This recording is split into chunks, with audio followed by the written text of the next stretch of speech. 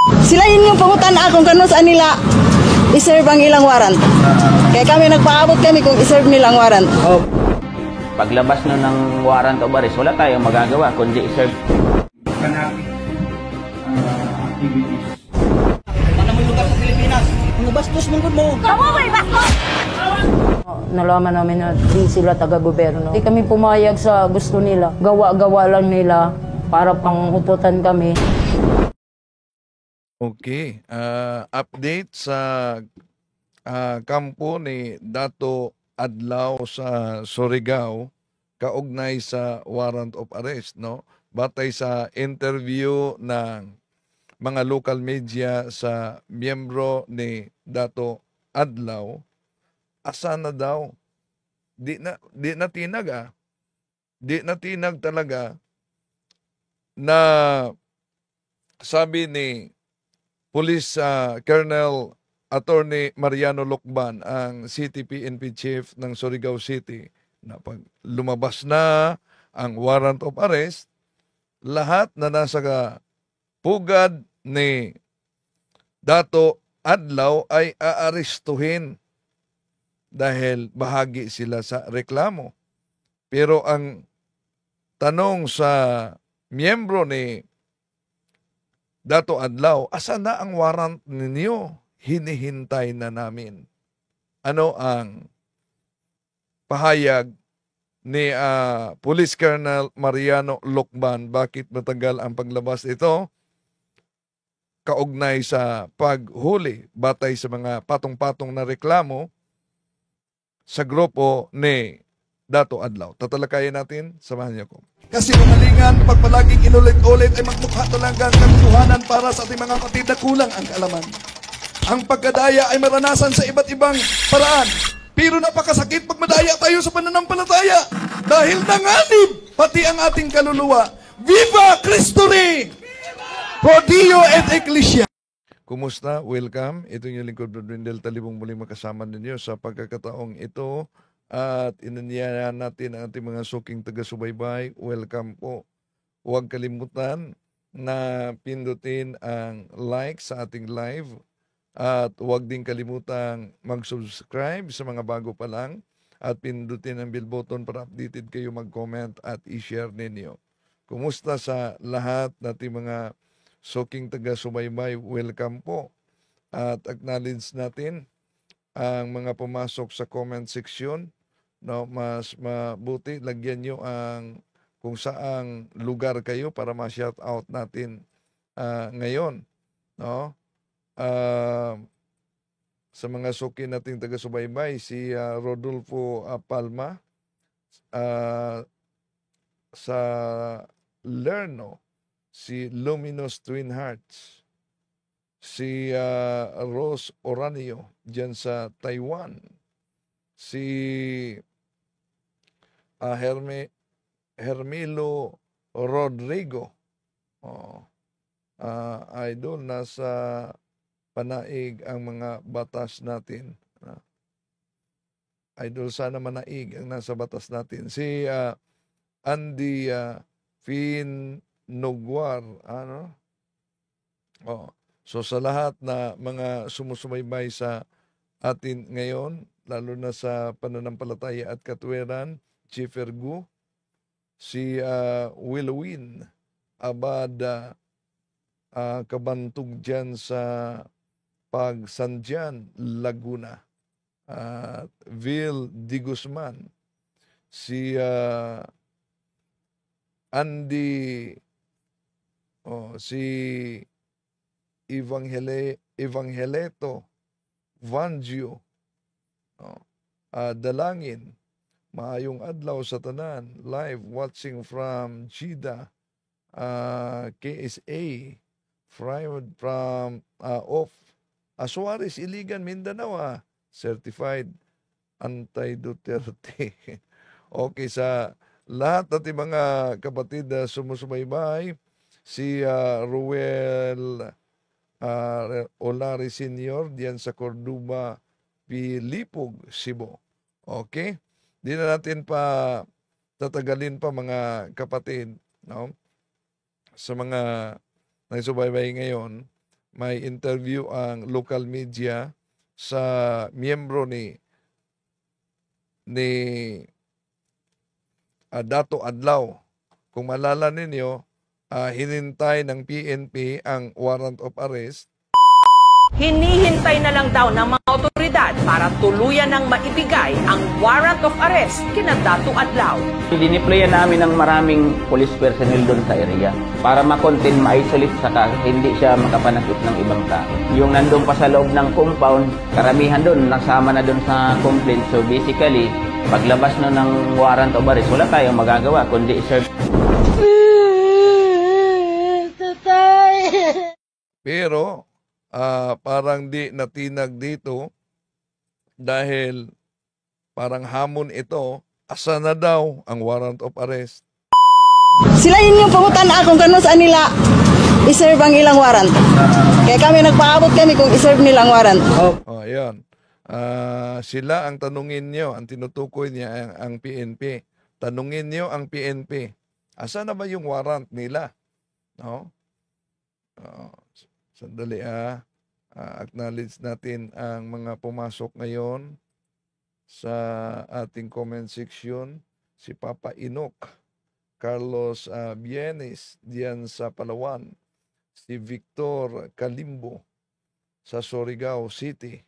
Sana mahuli na yung lahat na kulto ikulong. Well, kung may violation talaga na ginagawa tulad nitong nagiging kumusyon, no, nila ni Dato Adlaw. Sa federal, kaya kamo mga bastos mo. Para sa kami din ng mga federal. Ilang doon, ilang. Uno, kumana ang oras. Ayun, pinasarado talaga, no? Kaya doon nag-viral sila. So, ano po ba ang pahayag ng HEPI kung saan ang warrant of arrest? Ito ang pahayag ni Police Colonel Mariano Lucban. Isasalin po natin. Ito, di maari umano na i-shortcut ang legal process kasi pulis ang mananagot, dili ang mga netizen ang mananagot. No. Yan, ang sabi niya. So, di pwedeng i-shortcut. No? Kaya sinisiguro nila ang procedure, ang tamang procedure. No? So, magsasayang lang tayo ng ito, sabi niya, pag ma-shortcut umano, so, posibleng ma-acquit, mapawalang sala pa sila. Kung pag ma-violate yung procedure sa pagsampa ng kaso. Dito, Surigao talaga ito na language. Huyaton. Pag dito sa atin, hulaton. Pero sa kanila, huyaton. No? Tulad sa pahayag ni Senior Aguila noon, ang wala ay waya. So, iba ang sa kanila. Pero, maunawaan pa natin ang kanilang Cebuano. So, sabi dito, huyaton. Hintayin natin ang warrant of arrest dahil arrest nila, i-serve naman umano yun. Ang naturang warrant of arrest. So, si Police Colonel Attorney Mariano Lucban, PNP at Chief ng Surigao. So, hintayin lang umano.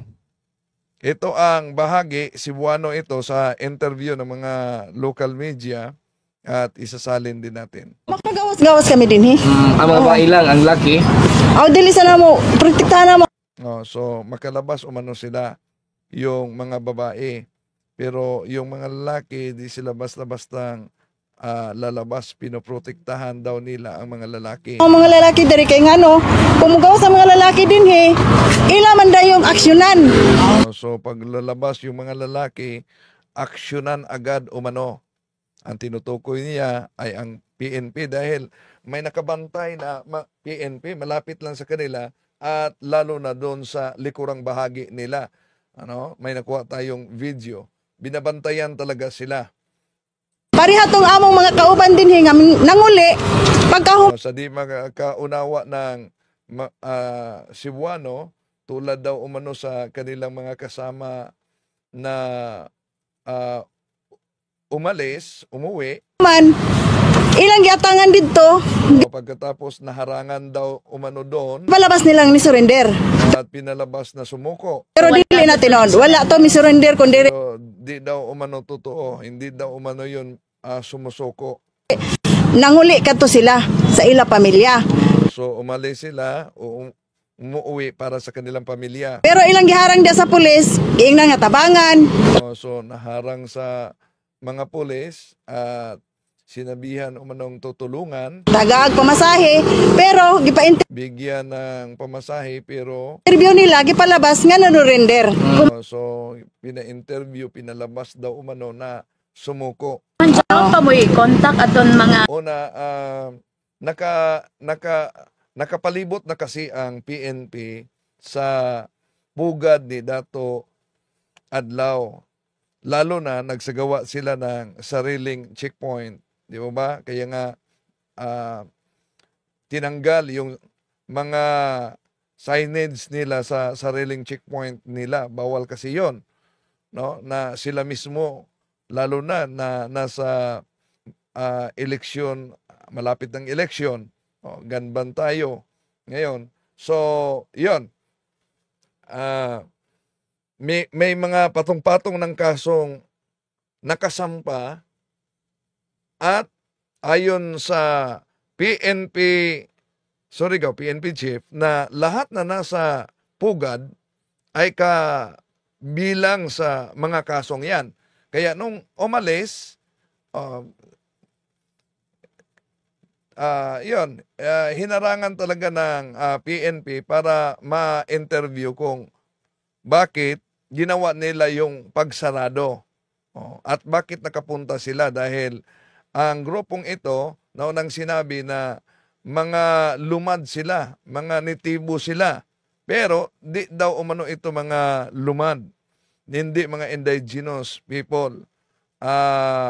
Kaya di ito acknowledge umano sa NCIP.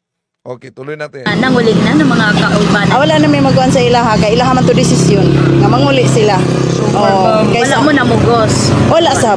Wala sab may mamugos nga mosulod diri kay gipasabot man sila kung unsa nga among dapat nga kuan dinhi kay nagbarog kami sa balaod sa tribo. So tumindig umano sila sa batas ng tribo. Pero sinabi na ng nasa NCIP at yung mga legitimate na lumad na acknowledge sa NCIP na hindi sila totoo kundi huwad sila na indigenous daw. Tribo sa ancestral land. Sa may mong reaction ma'am nga ako nagihuwat karon ng kapulisan nga warrant of arrest sa inyo. Kana ilaha mo may nag-comment dito.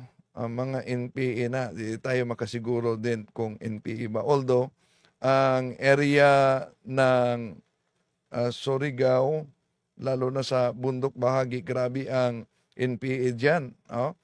Nakapasok kami doon sa area, sa isang simbahan, nakalimutan ko ang pangalan.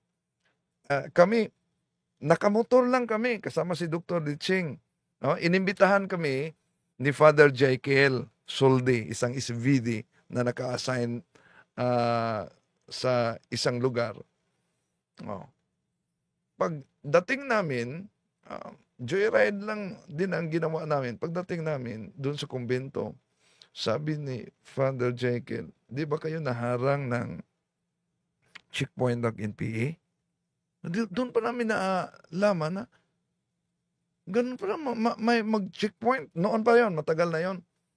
May mag-checkpoint sa area na NPA. Wala naman. Hindi naman kami naharang. Pero napansin lang namin na yung nakarating kami sa barangay, nagtanong kami kung saan ang parokya, yung mga tao na tinanong namin Di sasagot. Di talaga. Iba talaga ang atmosphere, no? Dahil yung mga tinanong, ayaw sasagot kung saan ang simbahan. Kaya nagtaka kami, bakit di sila sasagot? O, nakapasok kami sa areang yan. Okay, tuloy natin. Po na, sila yun yung pangutan kung kano saan nila iserve ang ilang warrant. Kaya kami nagpaabot kami kung iserve nilang Yan, anong reaksyon na may hinihintay na warrant of arrest ang PNP batay din sa pahayag ni Police Colonel Lokban na naghintay sa warrant of arrest, no? So tanungin niyo ang PNP kung kailan lalabas yung warrant of arrest daw dahil hinihintay na daw nila. warrant. Ma'am, kumusta magtuod ma'am sa gawa sa social media ma'am? Yung lumabas sa social media na yung pumayat si Dato Adlaw. Sabi niya, matagal na umano yon na video. Niog na sab ning kining pagniwang kining health ni Dili na tinuod kay kadto nga video inyong nakita 2022 pa adto. Yung video na pumayat si Sultan si Dato Araw 2022 pa daw umano yon. Oo, wala pa siya dinhi sa federal, daan na siya kay kining among gibarog karon balaod ni sa Dios, customary law, divine customary law. So yung kanilang tindig umano batas ng Diyos, divine customary law. Yon ang kanilang tindig daw. So dili to dugay na dito. So dugay na to nga video niya. Dili na to mao sitwasyon karon ni Dato. Dili. So matagal na yon na video. Hindi na yon ang sitwasyon niya na payat siya. So nanatili pa ring mataba si Dato Adlaw. Kay kato nga video niya, dugay na to 2022 pa to. Katong nakita ninyo nga niwang siya. So Dili to siya ma'am, sa inyong reaction diri ma'am kung igo mong i-demolish diri kung sa inyong ika-counter. Buhaton lang nila kay naamay amo legality. So anong reaction nila kung i-demolish na sila? Dalawang bisis na yung nakita kong video na pinadalan sila ng notice dahil wala silang building permit. So anong reaction daw kung i-demolish sila? So gawin nila dahil meron silang sariling legality daw. Himuon lang po nila ang legality o due process. Kung ilang himuon ang pag-demolish sa amo. Kay kami, doon ay legality na mo. So meron silang legality. Dito na mo nga papel. Meron silang kompleto na papel daw. Nga ipaatbang sa ila. Tungod kay kami ang dunay legality o due process sa Federal Tribal Government of the Philippines. May posibilidad ba ma'am nga mahimong maduguon kini kung igo ka mo diring ipa-demolish ang awan? Okay, kung mapansin natin, yung live nila ni Dato Adlaw at ni Bai Lourdes, palaging nagsasabing babaha ang dugo.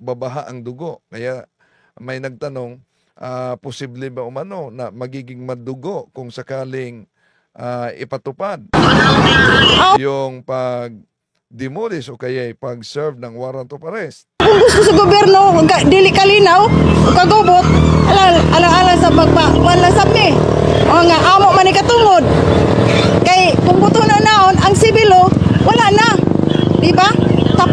Dineklara na talaga nila, nag-expire na ang batas ng civil law.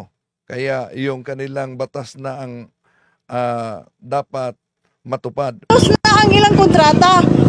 Tapos na pala ang kontrata daw ng gobyerno. Ng ato kaugalingon nga gobyerno, Federal Tribal Government of the Philippines, atong ibarog. Yon ang panindigan nila, yung batas talaga sa kanilang organisasyon. Mga tribo kita tanan Pilipino, para ni sa atong tanan, para kita magkahiusa. Tribo tayong mga Pilipino, para ito sa lahat, para magkaisa. Dugay na ang NCIP o Sipilo nga nanguna sa ato within 50 years. Pero wala sila nahimo sa katawan din ni samot na hinong pagkalisod. So matagal na umano ang civil na batas, pero walang nagawa daw umano. Walang nagawa daw umano ang civil. Mas lalo pang naghihirap, sabi niya.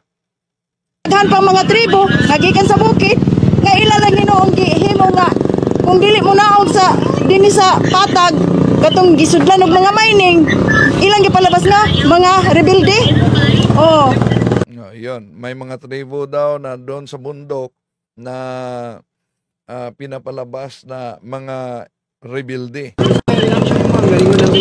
Yung pinasok daw ng mining. walay problema sa amo kung dili sila moangkon na mga tribo kay tungod ang Pilipinas. Yung NCIP, di talaga sila kinikilala na tribo. Sabi niya, walang problema daw umano kung di sila kilalanin ng tribo. 7,000 islands, sa to pa 7,000 tribes. Oh, samtang Ibig sabihin, bawat isla ay merong tribo. So kung gaano karami ang isla, ganyan din karami ang tribo para sa kanya. Kung sa NCIP, 110 lang. Mao na gingon nga 95% ang wala nila nalikom, 5% lang ang ilang nalikom. So dili ko mo mahadlok ma'am kung kamong tanan taga nagwara sa Korea. Ano madlok man mi nga sa Dios man ni nga balaod ang among So ang tanong dito para sa mga di kaunawa ng Cebuano, di ba kayo takot na may warrant of arrest para sa inyong lahat? Sabi niya, ba't matatakot kami? Para naman ito sa Diyos. sunod, di man may pasagdan. Di ba yung customary naman eh? Hindi daw umano sila pababayaan ng Diyos dahil divine customary daw. Ilan na lang mo kabot diri ma'am? Sumagutan.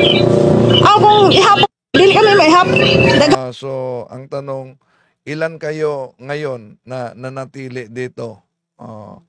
Sabi niya, kung bibilangin, hindi talaga mabilang. Yun ang kanyang sagot. So, marami siguro sila. Kami, pero nagpakahilom pang iban. So, marami daw umano talaga sila. Kaya tungod 95% ang dili recognize sa NCIP. Karon naglihok na. Bana-bana nimo ma'am, pila ang kinatibuk ang miyembro sa federal? Ginatibukan? Dili na ko maihap. So, ang dami umano nila. Kaya di niya mabilang ang mga miyembro ng federal. Tungod sa kadaghan, dili na Dahil sa dami nila. ko maihap. Panawagan nimo sa gobyerno ma'am. Ang panawagan sa gobyerno nga kuha na gining tribo. Kaya ang buhaton sa gobyerno i-assist, i-protect o i-promote kami. Dili kay himuon kami i-discriminate kami ang amo katungod. Ora ako ipabot sa ila. Ayokong mahirapan ng pamilya. Tungod kay gipaputlan kami sa kapitan si kapitan din kay involved siya kay ano. Dito kami sa opisina sa Water District o sa electric, wala sila kalibutan pagputol ng among tubig o kuryente din Ano sara? Paano ko karumdungon sa tong So, pinutulan sila ng tubig at kuryente. ano lawa? Ay pamagi nyo karon ma'am. Tubig at electric. Magkuhan lang mi makakuha mi tubig, mangabo ra. Kumusta inyong kaon diri? Okay raman mi. Okay raman namang kaon. O may problema sa amo, bisan put lang pa mi nilag tubig ug kuryente. Tubig kuryente, pinutulan po kami. Ayan, na-inform ko na po ang tubig kuryente. Hanggang ngayon wala po silang action in 72 hours po for legality po. Pinutulan kami na walang legality, no due process po. Apa. Hanggang ngayon, hindi na maintindihan. Dahil sa pira-pira po, wala na po kayo magagawa. Anato water supply command is coming from surface water. So doon may nato isa parang-parang, then others lumaban Balibayon, then diri sa Mabini, and then Ima. So surface water. So naay ato nag-operate ko man na well diri sa Puktoy. Ang tag-supplyan ini siya aton elevated na area sa Bakod, Luok. Oo, para at least mo abot nito ditohan kuan kay operational naman sab kuman ma'am anato treatment plant para sa iron and manganese. Is bilong man sa city. Tapos na to sila pagka si BDRP na tapos na sila ang nabi na lang. Pero still monitoring na sila tanan. Kana sila naaman sa kuan. Ang gusto man na kuan sila atong mga nabili na lang na siyang unang pag-graduate na mo na ikaupat na siyang pag-graduate karon para mahuman na sa batch Karon na po karon graduate. Dili. Or last year pa. Oo. Last year pa na siya. So, for that matter, of course, tanan, whether you have a delivery receipt na mag-expire pa or a permit na mag-expire pa ng August, October, December. With this executive order, everything is cancelled. So,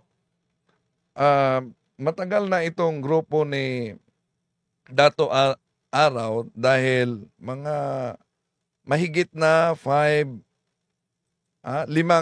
taon daw. Pero dahil nag-viral yung panirado nila, yung komosyon tulad dito, yon. At nagsagawa sila ng checkpoint, kaya patong-patong na kaso ang kinaharap nila. Sa federal, kay kamo mga bastos mo. Para sa kami diri ng mga federal. Ilang do ilang. Uno, kumana ang oran mo. Ano? Ano mo lugar sa Pilipinas? Mga bastos mong mo. Kamu may bastos.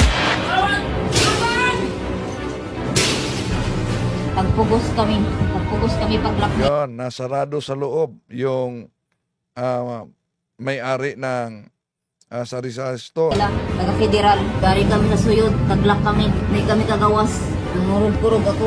Kontrata po kami dito, 3 years. Kala namin taga-city sila. May mga ID kasi sila. Tapos naka-uniform. Punta daw kami sa office nila. Doon daw kami kukuha na permit. Isang beses lang daw po. Di po kagaya sa gobyerno na quarterly. Nagperma kami. Membro na po kami nila. Amin na daw tong lupa. Tsaka tong tindahan na to. Di na kami magre-rent. Tapos pag nalaman po daw ng gobyerno na member na kami nila, di na po daw kami palukat tong lisensya. Mas powerful daw po sila sa gobyerno. Umamo adto man kami sa federal na dili man kami sa federal nag-abang, dari man kami sa tag-ida ng inintinding. Sinabi nila na pumunta kami sa office nila dun sa Sabang Tres. Dun nalaman namin na di sila taga-gobyerno. Di kami pumayag sa gusto nila. Gawa-gawa lang nila para panghututan kami. Galit na sila. Magbalot-balot na daw kami kasi papadlakan na kami.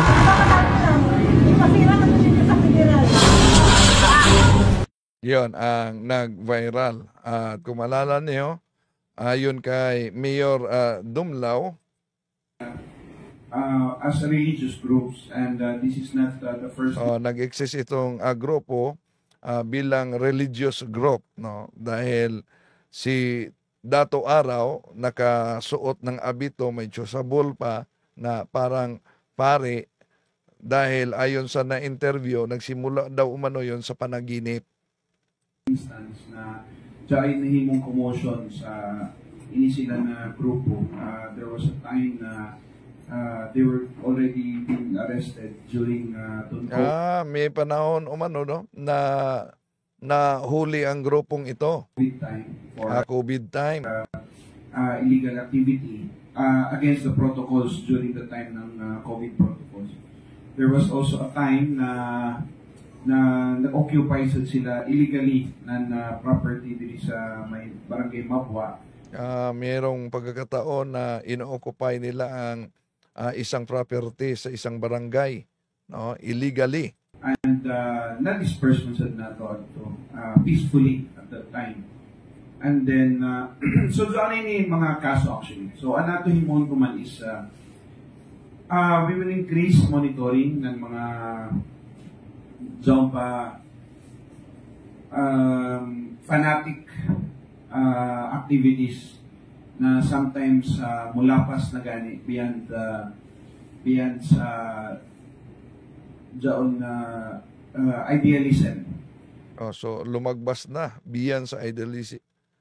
Umano. Which is sometimes one good because of supposedly religious activities. Maka-attract mga zud ng followers, especially sa people na who would really and tuzo is for worship.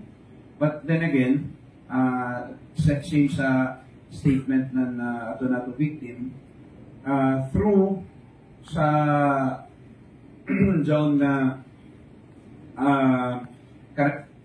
Yon, ang bahagi kay Mayor Dumlao ng Surigao City. So, abangan natin yung sinabing warrant of arrest na ilalabas laban sa grupo kung saan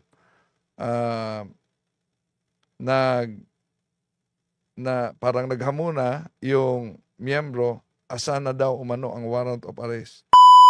Sila yun yung pangutan akong kano saan nila iserve ang ilang warrant. Kaya kami nagpaabot kami kung iserve nilang warrant. Oh, yon. Naghintay na daw sila kung kailan iserve ang warrant. Pero nang sinabi ni Attorney Lucman na di maari daw umanong i-shortcut ang legal process dahil pulis ang mananagot. So maraming salamat sa inyong pagsubaybay. Hanggang sa muli, abangan natin ang paglabas sa warrant of arrest. Bye-bye.